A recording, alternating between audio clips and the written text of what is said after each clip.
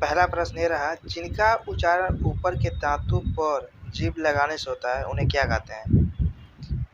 जिनका उच्चारण ऊपर के दांतों पर जीभ लगाने से होता है उन्हें क्या कहते हैं? उन्हें कहते हैं दंत्य। ठीक है, देखिए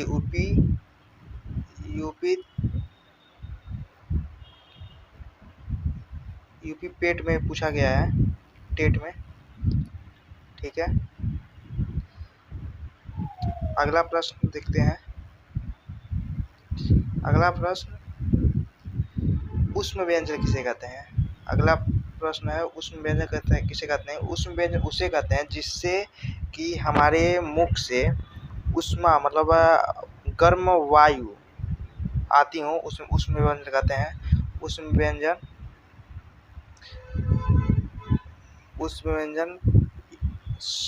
आप स इसे पढ़ेंगे तो ऊष्म व्यंजन हवा आती है। तो अगला प्रश्न, ध्वनि का उच्चारण स्थान क्या है? ध्वनि का उच्चारण स्थान क्या है? ध्वनि का उच्चारण स्थान क्या है? तालु। यह जो है तालु से बोला जाता है। अगला प्रश्न है, ड का उच्चारण स्थान क्या है? नासिक, इसे नाक से बोला जाता है। अधिक प्रश्न कराने हैं इसलिए मैं फास्ट चलूंगा। ट वर्ग में किस प्रकार का व्यंजन का प्रयोग होता है? मूर्धन्य। ठीक है, अर्धस्वर किसे कहते हैं? अर्धस्वर य और व को कहते हैं, क्योंकि मैं आपको बता सकता हूँ यह व को कहा जाता है क्योंकि यह अर्धस्वर इसलिए कहा जाता है क्योंकि यह ज़्यादा यह पुरुषों में प्रयोग भी होता है, महिलाओं में प्रयोग होता है, इसलिए अर्धस्वर से कहा जाता है। अगला प्रश्न है, घ का उच्चारण कौन सा है? ये तो कोई कंठ है। ठीक है, छ वर्ण किसके योग से बना है? क और स से बना है। स के अंतर्गत आते हैं उसमें व्यंजन, आपको मैं पहले ही बताया है। देखिए, दिल्ली के केंद्रीय पीजीटी में पूछा गया है, अघोष अल्पप्राण ध्वनि कौन सी है? अघोष, सघोष और अघोष दो होते हैं। सघोष और अघोष। सघोष उसे अघोष उसे जब आप वर्णमाला स्पर्श व्यंजन पहले आप जब जानेंगे स्पर्श व्यंजन किसे कहते हैं। स्पर्श व्यंजन 25 होते हैं। 25 में जैसे क से लेकर, ठीक है, और क वर्ग हो गया, फिर च वर्ग हो गया, ठीक है, फिर आपका ट वर्ग, त वर्ग, ठीक है, और 25 होते हैं। ठीक है, तो इसे ऊष्म व्यंजन कहते हैं। अघोष जो इसे स्पर्श व्यंजन कहते हैं। अघोष उसे कहते हैं पहली पंक्ति का पहला, तीसरा, पांचवा। स्पर्श व्यंजन का पहला, तीसरा, पांचवा होता है। पहला, तीसरा, पांचवा, तो आप देखेंगे पहला, तीसरा, पांचवा जो है यह है, तीसरा का है, ट है, छ है, ए भी है में अघोष और अल्पप्राण दोनों पूछा गया है। अल्पप्राण प्राण उससे वो है महाप्राण और अल्पप्राण दोनों होते हैं। आप उसे एक इसका वर्णमाला का एक मैं कंसेप्ट वाई लेकर आऊँगा, उसमें आपका क्लियर डाउट हो जाएगा। बहुत जल्द लेकर आने वाला हूँ वो भी। पहले MCQ जल्द से कर लेते हैं ज़्यादा समय लगाते हुए। यह वेरी इंपॉर्टेंट है, जो हर एक एग्जाम में पूछा गया है। कौन सा कथन पहचान कीजिए, कौन सा कथन सही है। ठीक है, आप देख रहे होंगे सभी विसर्ग सघोष हैं। सघोष, मैंने आपको बोला सघोष किसे कहते हैं? सघोष उसे कहते हैं व्यंजन वर्गों के तीसरे, चौथे और पांचवें व्यंजन को सघोष कहते हैं। तीसरे, चौथे और पांचवें वर्ग के तीसरे, चौथे और पांचवें को सघोष कहते हैं। सघोष, तो पहले और दूसरे को क्या कहेंगे?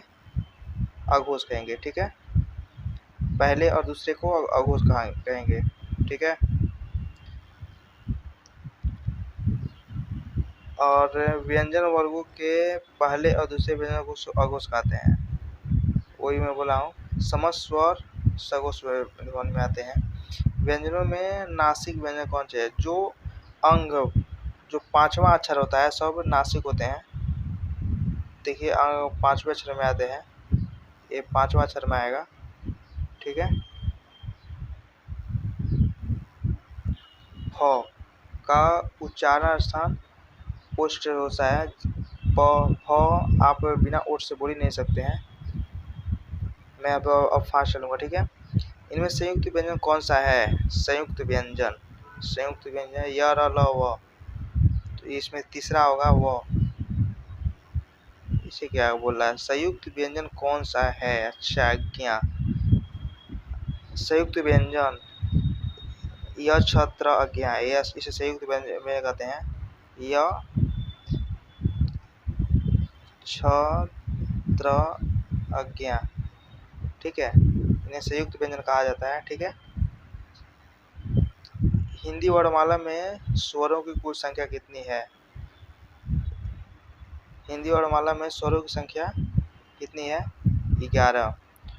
ठीक है, आप अगर आप सोचते होंगे कैसे 13, आप लोग जानते होंगे 13, लेकिन 13 है नहीं, क्योंकि अंग और अह जो है इन्हें अनुस्वार कहते हैं। ठीक है,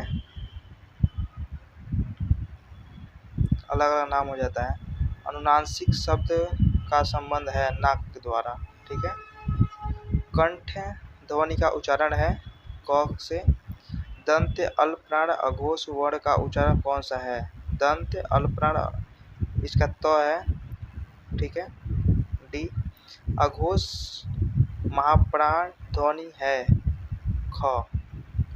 ठीक है, अंतःस्थ व्यंजन क्या है? अंतःस्थ व्यंजन य र ल व, डी होगा। य र ल व अंतःस्थ व्यंजन होता है।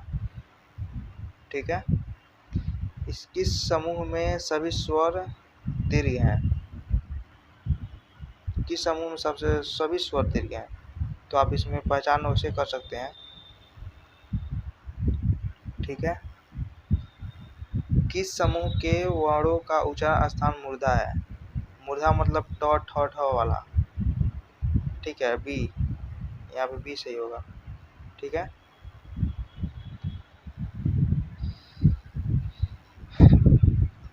एक सुमेलित नहीं है, 6 तालुव्य से होता है। नहीं, गलत, सही है। ख का उच्चारण कंठ से होता है, ये भी सही है। ट का संबंध दंत से नहीं, मूर्धा से होता है। ठीक है, मूर्धा से होता है। य र ल कहते हैं अंतस्थ व्यंजन। ठीक है, उसमें व्यंजन को मैं बोला 25 होते हैं। उस स्पर्श व्यंजन, उस व्यंजन जिसे मुख ह स बड़ा स जो होते हैं, जो मुख से हवा निकले। अघोष। दो ध्वनि को अयुग्वाह कहते हैं। मैंने ऊपर बोला है दो अनुस्वार और विसर्ग, मैंने बताया है अंग, इसे अनुस्वार कहते हैं। ठीक है, और इसे विसर्ग कहते हैं। ठीक है, किस वर्ग में उसमें ध्वनियाँ हैं? ये तो मैंने ऊपर भी कई बार मैंने बता चुका। कौन सी ध्वनि संयुक्त व्यंजन है?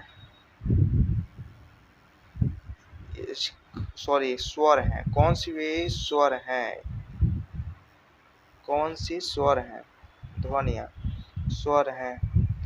आप अगर इन्हें ये कैसे बना है, तो अगर आप देखेंगे ए प्लस अ से मिलेगा तो बड़ा ए बनेगा। ठीक है, और अ प्लस उ मिलेगा तो बड़ा उ बनेगा।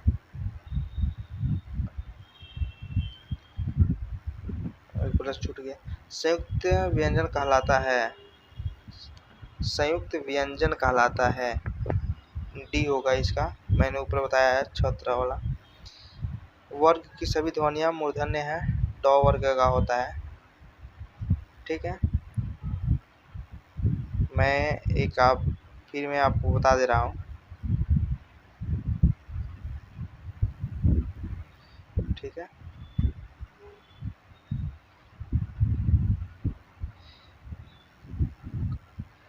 जो क वर्ग होता है कंठ से, ठीक है, कंठ से, ठीक है। और जो ट वर्ग है इसे मूर्धा से बोला जाता है, ठीक है। और द वाला दंत से, ठीक है। और नीचे लिखा नहीं रहा है, तो इसका क्या होगा, मूर्धन्य है, तो बी क्या है, सभी ध्वनियां मूर्धन्य है, मूर्धन्य है, ट ठ सभी ध्वनि मूर्धन्य है, ये आंसर गलत है, इसका होगा बी सही, ठीक है। एक शब्द में महाप्राण व्यंजनों का प्रयोग नहीं हुआ है, जोगन, वर्ण तालव्य नहीं है, तालव्य, क वर्ग को कंठ से बोला जाता है, च छ तालब से बोला जाता है। छ वर्ग किसके योग से बना है, क प्लस छ, बी सही होगा। छ ध्वनि का उच्चारण स्थान कौन सा होगा, उच्चारण स्थान कौन सा होगा, छ ध्वनि का उच्चारण स्थान कौन सा होगा, तालव्य होगा, बी, ठीक है। ब ध्वनि कौन सी है, ब ध्वनि कौन सी है, ब, प फ ब, इसे ओष्ठ कहते हैं, प ओट सट रहा है, ओट होगा, ठीक है, ओट होगा। साधारण हिंदी लेखन में सबसे अधिक किस विराम चिन्ह का प्रयोग हुआ है, पूर्ण विराम, पूर्ण विराम, क्योंकि कहीं भी हम ऐसे लिख सकते हैं, लिख देते हैं। कौन सा व्यंजन संयुक्त व्यंजन है, ये आपको तो भुलाना नहीं चाहिए कभी भी, क्योंकि मैंने कई बार बता दिया, छात्र आ गया संयुक्त व्यंजन, ठीक है। ओष्ठ अल्पप्राण, प फ ब अल्पप्राण है, ओष्ठ भी है, अल्पप्राण भी है, क्या है, अल्पप्राण बी, ब है, ठीक है। स ध्वनि का उच्चारण स्थान इनमें से कौन सा है, स, उस स किससे बोला, तालव्य, ठीक है। य र ल अंतस्थ व्यंजन, ट वर्ग में किस प्रकार की ध्वनि है, मूर्धा, आपको मैंने ऊपर ही बताया है।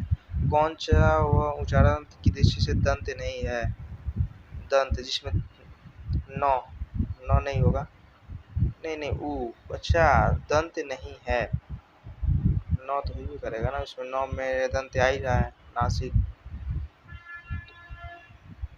ट ठ, इसका ऑप्शन सी होगा, ठीक है। ओष्ठ दीर्घ स्वर का उदाहरण कौन सा है, ओष्ठ और दीर्घ, डी। तालव्य व्यंजन का उदाहरण कौन सा है, तालव्य व्यंजन का, च छ ज, फिर आपको मैं बता देता हूँ, ए है च छ ज, ये तालव्य, आप जानेंगे। और त थ द, त थ, ये दंत है, ठीक है, दंत, और ये प फ ओष्ठ है, ओष्ठ है, और ट ठ ड ये वाला मूर्धा है, ठीक है। किससे शब्द का आरंभ नहीं होता है, किससे शब्द का आरंभ नहीं होता है, ड। उच्छिप्त व्यंजन दो होते हैं, ड, ड, इसे उच्छिप्त व्यंजन कहते हैं, ठीक है। क्षिप्त व्यंजन, ठीक है। लिखा नहीं पा रहा है, आप सुन तो सकते ही हैं। बोले डॉट ह, सॉरी लिखे हैं कुछ और, बताएं कुछ और, इसमें अंक बिंदी हुई से उच्चित व्यंजन कहते हैं, ठीक है। दंत वस्य महाप्राण घोष व्यंजन वर्ण का उदाहरण नहीं है, क्या है? दंत महाप्राण घोष व्यंजन वर्ण का उदाहरण नहीं है, क्या है? बी ध। ग ज